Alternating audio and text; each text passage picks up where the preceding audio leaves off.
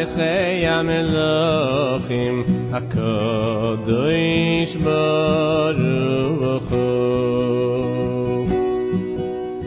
שלום עליכם מלאכי השורש מלאכי.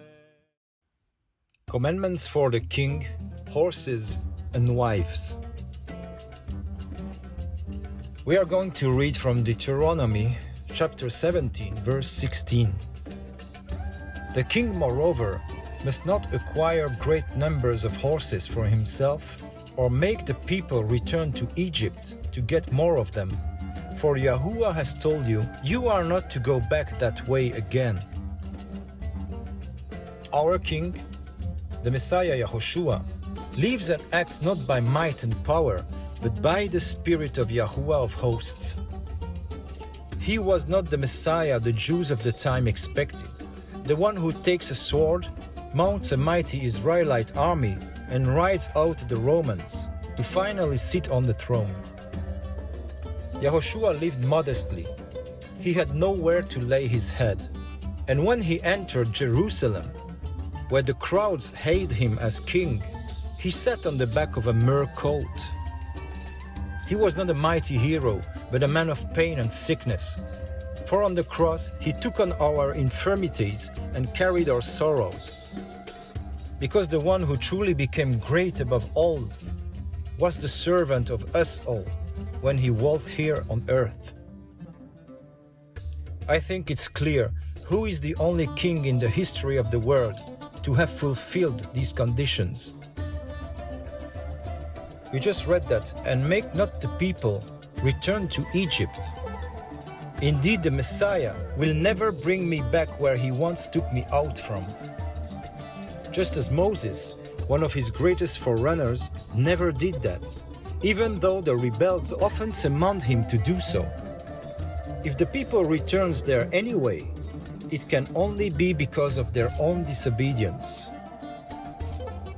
Yahushua spent part of his childhood in Egypt until he escaped Herod's wrath, but after returning home, he never went back. I go on reading in chapter 17, verse 17. He must not take many wives, or his heart will be led astray. He must not accumulate large amounts of silver and gold. Yahushua HaMashiah is perfectly faithful and holy. This is why he has only one wife, which is no other than the bride, that is us, his body, the true and only church. The Messiah Yahushua has no other extramarital relationship with any prostitute, whether she is ecumenical or not, whether she seeks the way to God with or without him or not. Nor does he have a Muslim girlfriend who accepts the prophet Jesus, or a Roman mistress who worships the Virgin Mary and other idols. As we read in the Gospel of John chapter 14 verse 6, Yahushua answered, I am the way and the truth and the life. No one comes to the Father except through me. And that statement implies, as I have ordained and proclaimed, of course, regardless of any goodwill or arbitrary human thought. When we read further in Deuteronomy chapter 17 verses 18 and 19, when he takes the throne of his kingdom, he is to write for himself on a scroll a copy of this law taken from that of the Levitical priests. It is to be with him, and he is to read it all the days of his life, so that he may learn to revere Yahuwah his Elohim and follow carefully all the words of this law and these decrees. So, as soon as the Messiah is enthroned in our heart, he starts proclaiming this copy of the Torah, which is now written on the flesh and no longer on tablets of stone.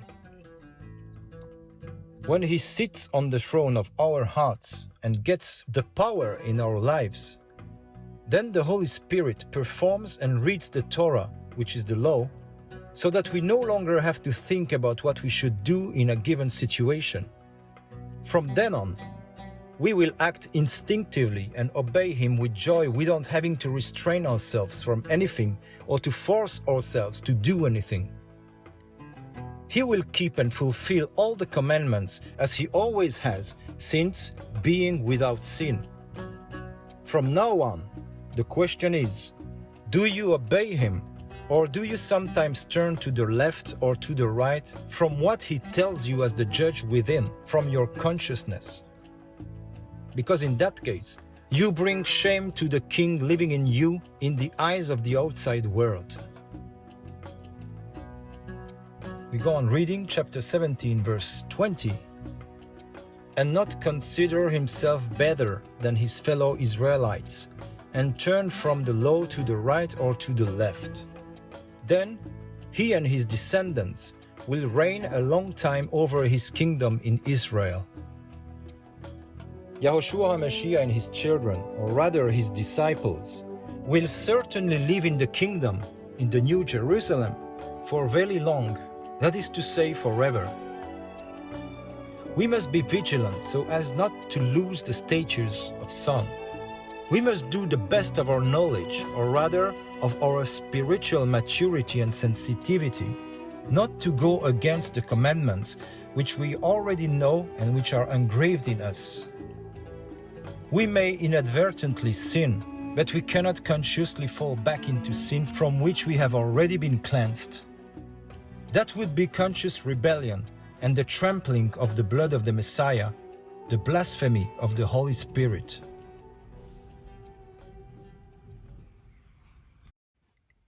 The conditions of electing the king.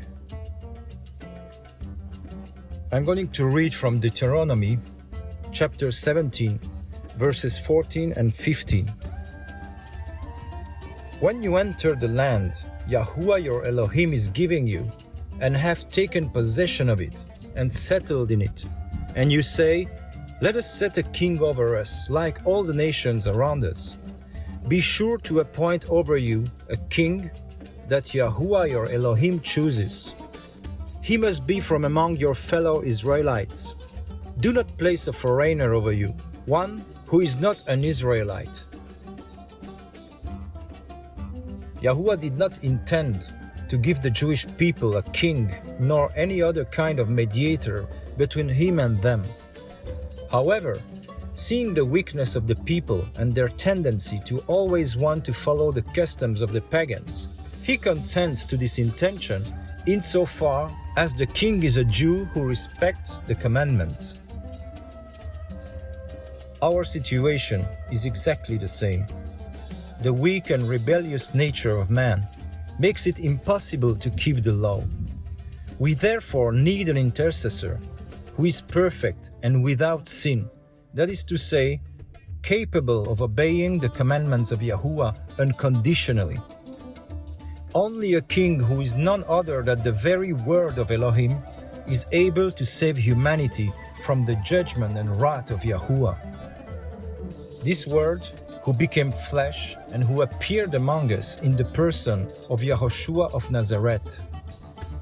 Therefore, our Father has given us one and eternal kingdom through His Son.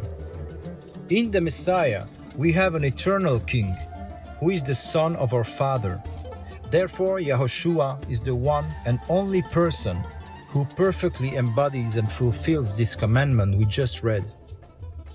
From here on, we are forbidden to accept or keep any other kings and alien rules.